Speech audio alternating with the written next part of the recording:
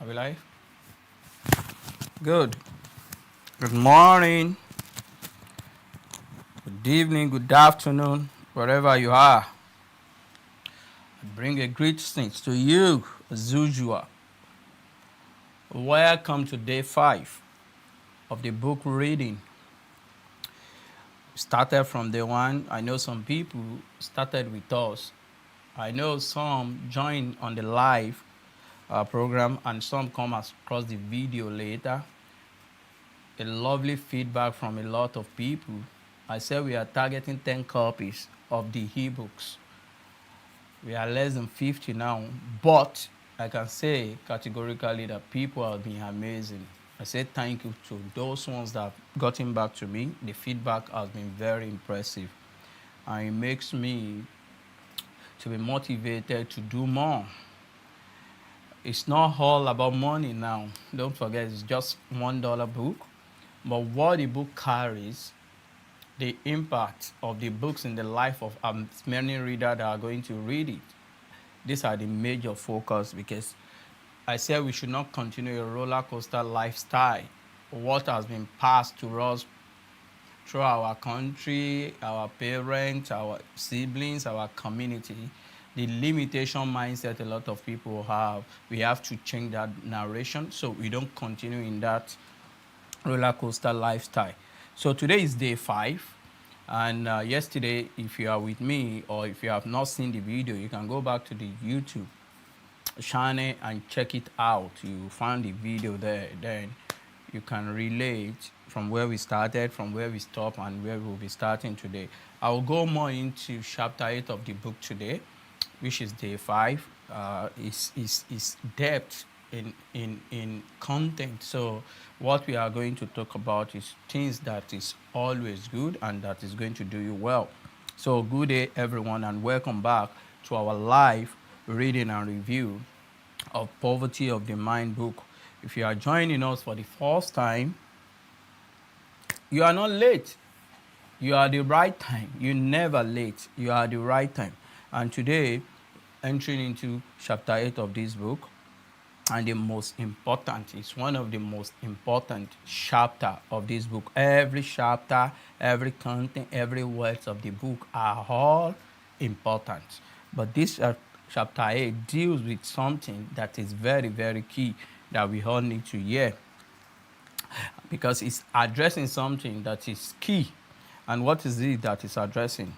A prison that has no wall. Yeah. Every prison, when they talk about jail, they talk about prison, it's a wall where people have been kept, denied of their freedom. But I'm bringing it in another way around to you now. A prison that doesn't have a wall, a physical wall, no barricade, no bars, no guards, no security people holding people back. Yet, this prison holds and is holding millions of people in captive without them knowing. It wasn't their fault, without them knowing, unknowing to a lot of people.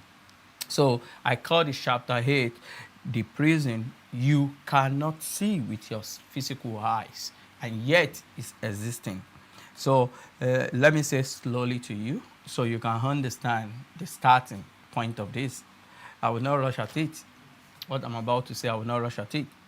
Most people who are struggling are not trapped by geography, by the location, by where they have been born, by where they have been given birth to.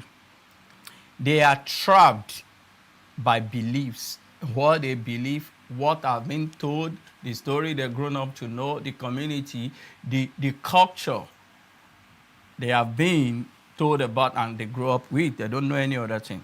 They are not limited by opportunities. Yes, they are limited by their conditioning, not opportunity limiting them, by their conditioning, You understand?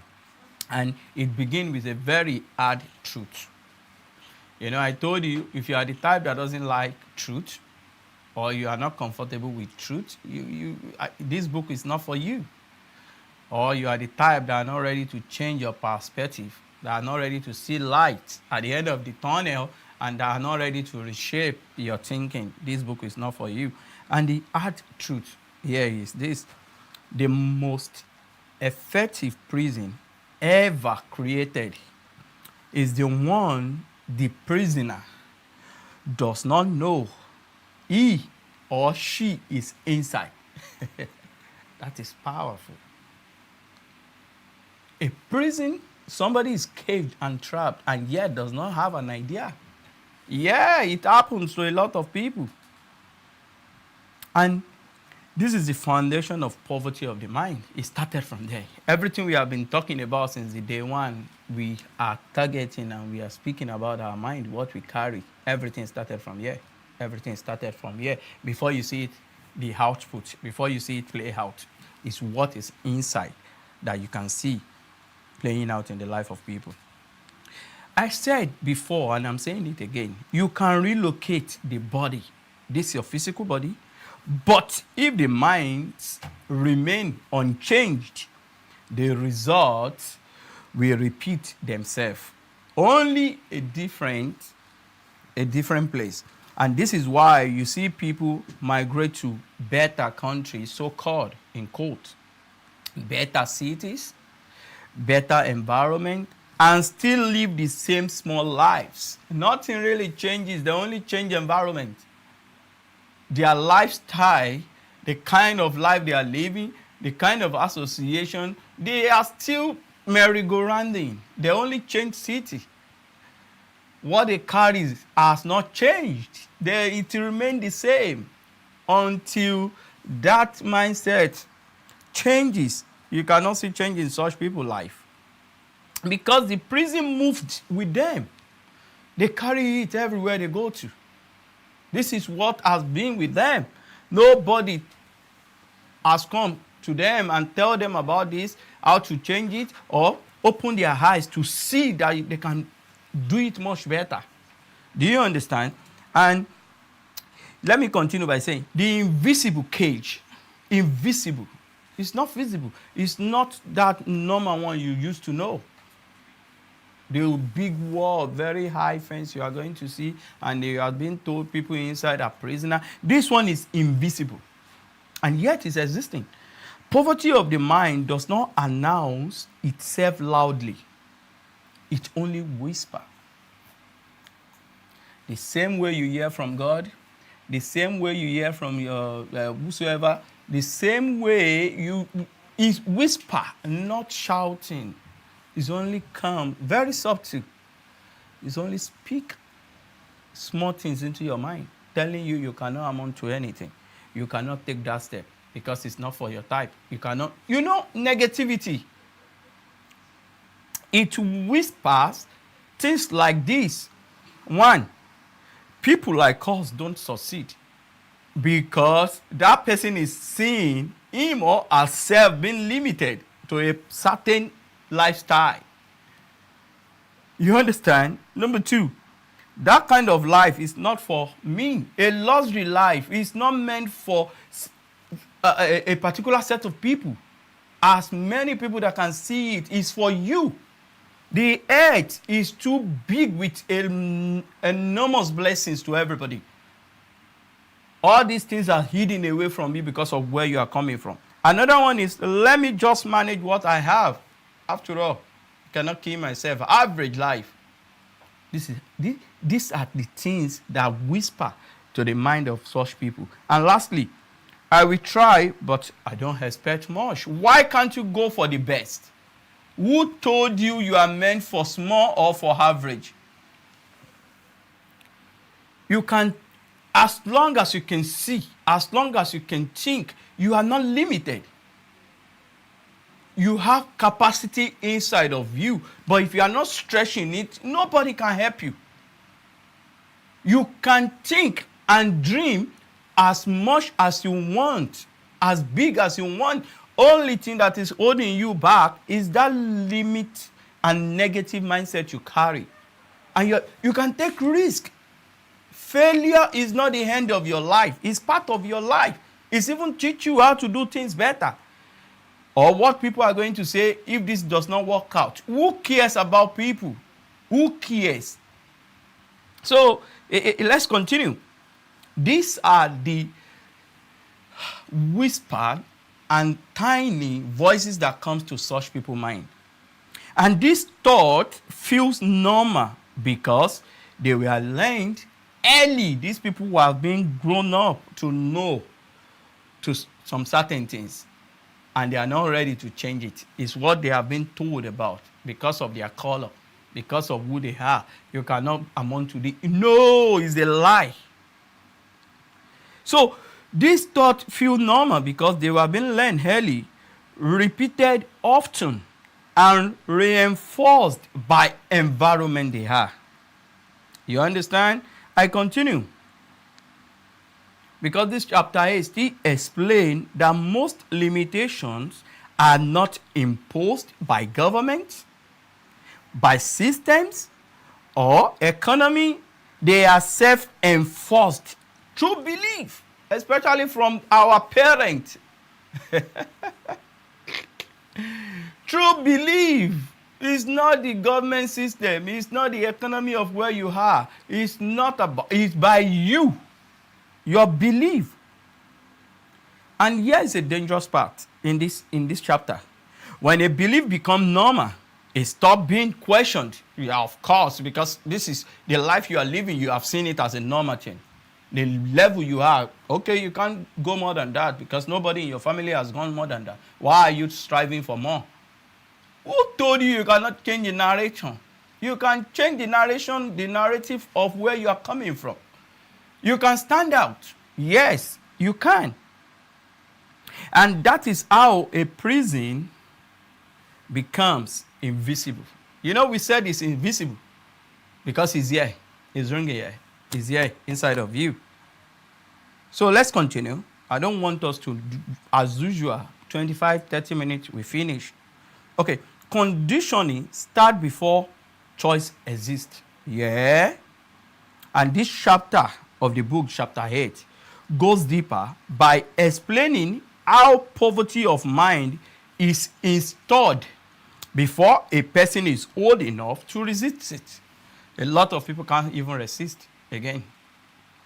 But I said something yesterday. I said it's not late, irrespective of your age. It does not matter. It's not late. You can still change it now. And the good thing about you knowing how to change it now is that you will not pass it to your own generation coming after you. You are putting a stop to that. You understand? Though family, conversation, community, expectation, school system that reward obedience over creativity. Religious or cultural teaching that glorify suffering without strategy. Some belief, the religion they are doing, what they are serving, told them they don't need much things in life. Abundance living is for those in the world. It's not for. They are erroneous teaching.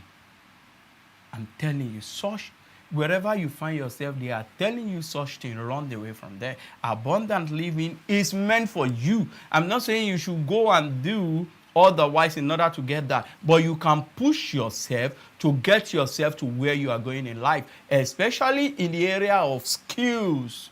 Add value to yourself. After value, money follows. But that you cannot live a luxury life. You cannot live. No, it doesn't make you a sinner in life. No, it does not. So by the time many people are adults, they are not making choices. They are repeating script that has been written. What they are grown to know.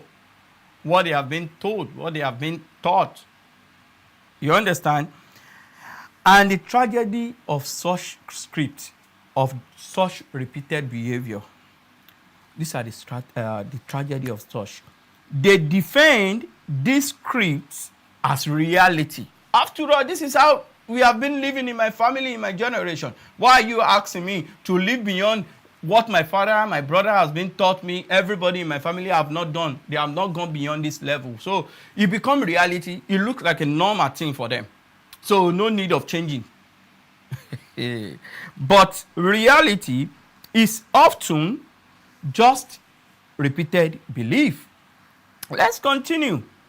So why some people fear freedom? And the true work started from freedom living. You have to free from every negativity, every limit, every mind of negativity, every mind that is limiting you that you can. Freedom, freedom, freedom. You start a good life from freedom, being free. And this chapter 8 of the book introduces a powerful idea. Some people fear freedom more than poverty. Yes, a lot of people, they thought they are free. They are not. Because what they have in their mind, the limitation that is going with them. Some can't even express their self properly. They are not free. So why? Because freedom requires responsibilities. A mind that has lived in limitation because uncomfortable with expansion. A person who has been told what to think struggles when asked to think independently. I said that earlier on. You can't change such people's narrative because this is what they have been taught. So it's very deep. So the purpose of this book is to let you see some invisible prison or cage you have put yourself in order for you to change it and not to pass it to your own children, to your own generation coming after you. Let it end, stop from you. This is why opportunities intimidate some people. Some people working, they can't even, if they ask them to write a CV, some of them can't even put some scaring amount of salary. They are looking at themselves, can they pay them such amount of money? They are not sure. Seeing themselves as small. And the way you present yourself, you see yourself, is how people are going to see you. You can't change that. Such people, this is why success feels substitutes to them. They are even scared of success. Growth feels unsafe. I cannot stay in a flight alone. What do you want people to be saying? I have to share with other people. How can I buy such car? It's too big. I cannot think of hiring a private jet for a meeting. The people that are doing it, get it right. I'm not saying the people doing fraudulent thing are doing the right thing. I'm just saying you can do a legal work and genuine business and still live in abundance. I'm clarifying that area. Don't get it wrong, please. And this chapter 8 of the book make it clear. Poverty of the mind is not always about lack. It's not always about physical money you don't have. Sometimes it is about fear of becoming. You have a dream, you have a vision of becoming somebody in life, but something is limiting you. These are the things we are trying to touch and we are trying to expose your eyes to see. And let me make some references to that. References to history and reality about what this chapter is saying. This chapter 8 of the book draws parallels from history. After slavery ended, many former slaves were legally free from mentally conditioned to depend, fear authority, and doubt self-worth because they have been caged for a very long time. So by the time they let them go, by the time they even have the freedom, because of what has been with them, it's difficult for them to see themselves as somebody that is freed already. They still live with that mentality, with that mindset of depending until their master gives them food or their master has them to see their family until you understand what I mean. So these are the conditions. And the chains were removed from their body but left intact in their mind, invisible chain now. The physical one they used to cage them has been removed because they are free. But because of what they carry, the way they have been wired, it remains there as if they are still being caged. You understand? This is how the invisible prison works. The same pattern repeats today, is still existing today.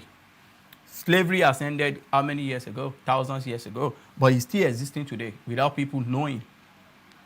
Colonial thinking after colonialism. A lot of people still thinking until they get to the Western world before they can become somebody in life.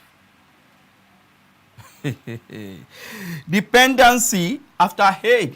I mentioned this yesterday and we talked at length about it. Inferiority narrative after oppression. So let's rush at it. This chapter 8 does not deny historical justice. It exposes what happens after injustice ends, but the mindset remains. That is where the real battle begins. So, the role of language in this thing we are talking about, role of language. One of the most powerful sections of this chapter discusses language. The words people use shaped the ceiling they live under, the words of their mouth, what they say to themselves, how they see themselves, the words of their mouth. When someone constantly says things like this, I can't, I cannot, it's not possible here because of where I am, where I work. They can't make me a manager. It is not possible because of my color.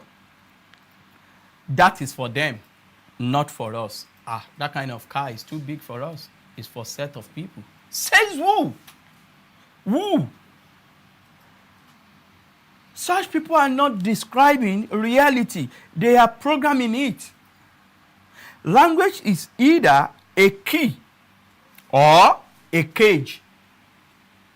A key or a cage. And most people unknowingly choose the cage, not the key. Unknowingly, because it's invisible. It's invisible.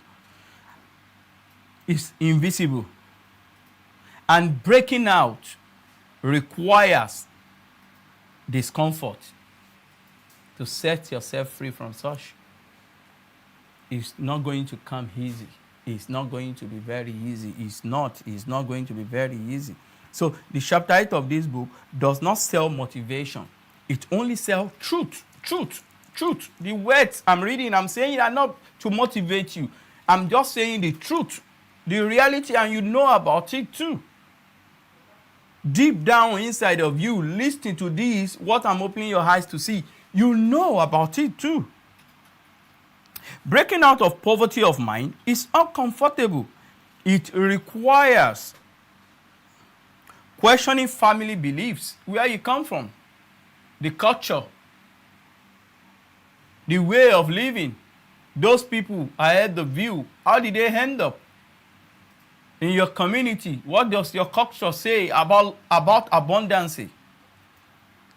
Also, outgrowing familiar conversation of I can't, I don't, I ban. You get what I'm saying?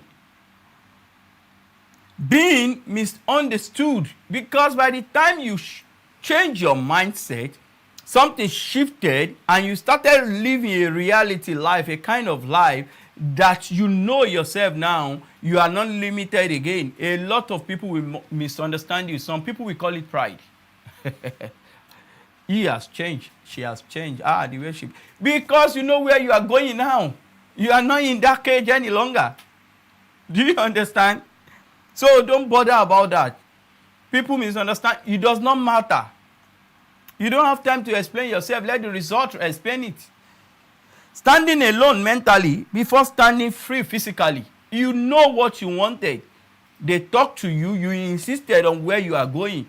You have a focus you gaze on until you achieve this, no matter what they are saying. So you stand alone in that thinking because the people you have around you, you have been with them before. They know how you both thinking before, but now you are standing alone in that reasoning that this is what I wanted for myself. This is what is going to happen to me. This is how I'm going to live in another few years.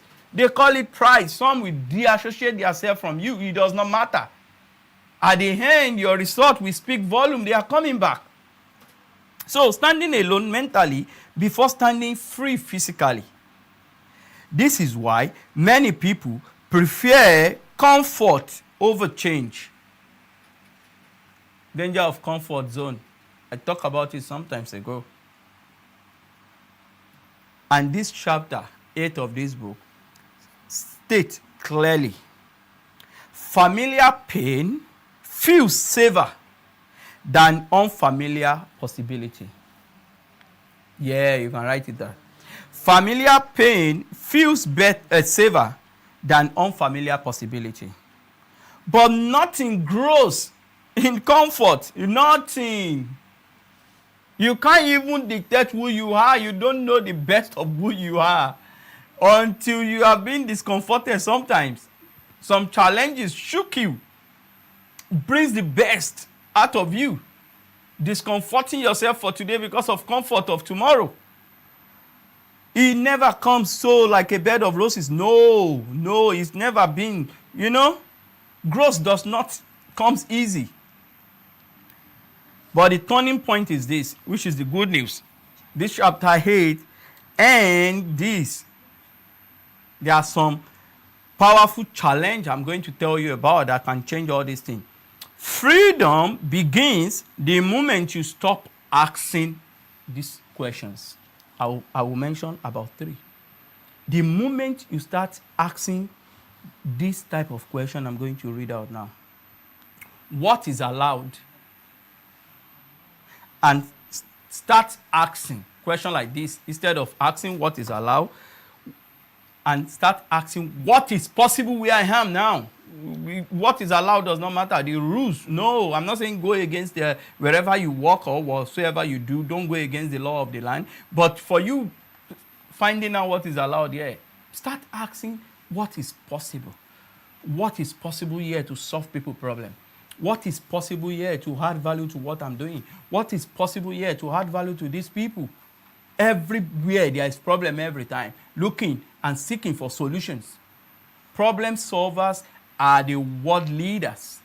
You have to be one. Yes, you have to be one. Let's continue.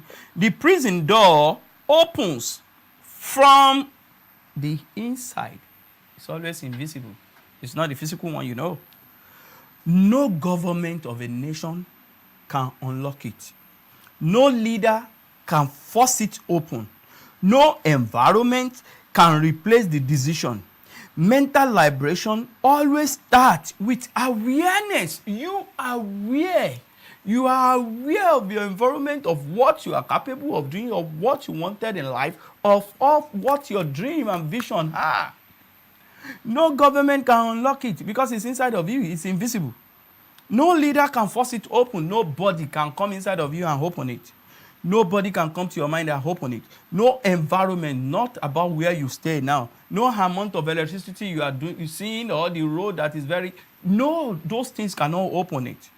Cannot replace the decision, except you yourself, that you are the carrier of it.